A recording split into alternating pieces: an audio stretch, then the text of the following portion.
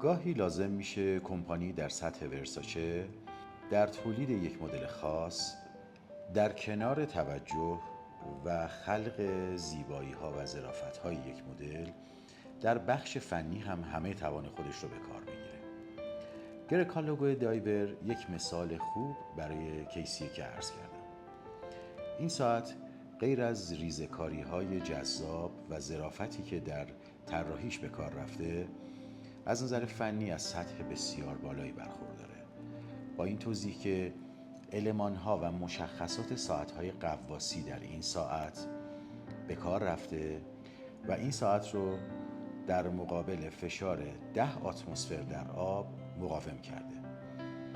از طرفی زه هندی تایم داخل ساعت که به صورت متحرک با این پوشر حرکت میکنه یکی از مشخصات عمده ساعت‌های غواصی است که در این ساعت به کار رفته. شیشه این ساعت یاقوت ضد خراش هست، روکش ضخیمی از طلای 18 عیار که با روش PVD رسوب گذاری شده و بند زیبا و جذاب مزین به لوگوی ورساچه این ساعت رو به ساعتی زیبا بدل کرده که هم برای استفاده کلاسیک و هم برای استفاده های حرفه‌ای کاربرد داشته باشه.